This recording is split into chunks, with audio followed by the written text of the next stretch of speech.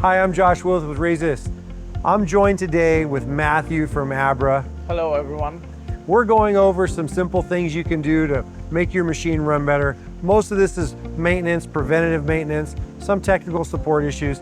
Today we're going to go over how to change the drive belts.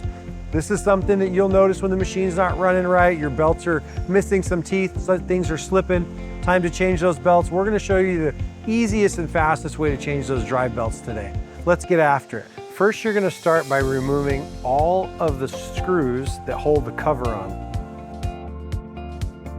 Next, you're going to remove the cover.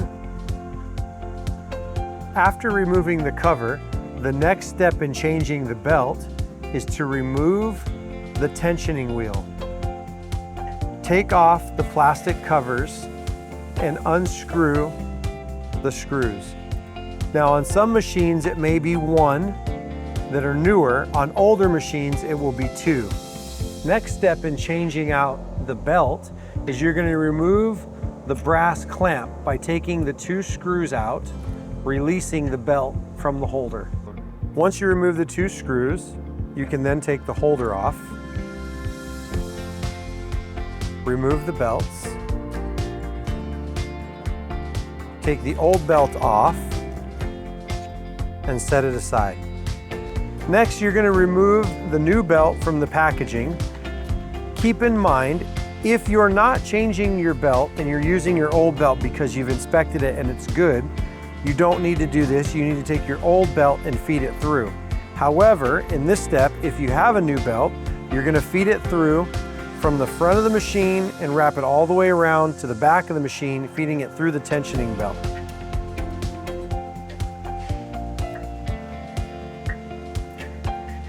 After feeding the belts through, you're then going to wrap them around and slide them between the brass and the aluminum holder.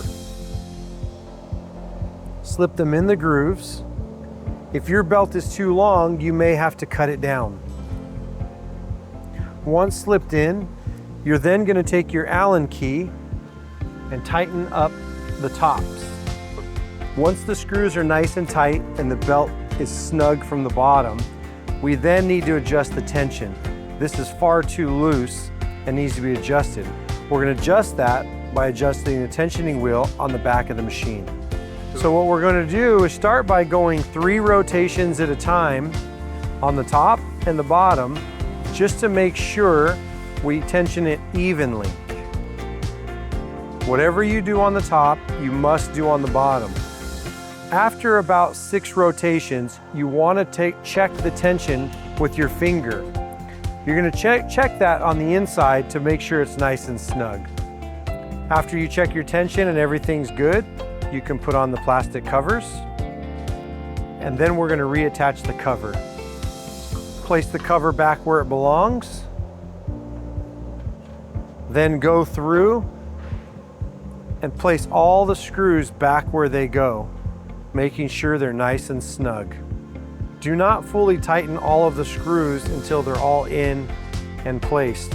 You don't want to start off by getting the first one snug and finding out you have to adjust the back end of the machine.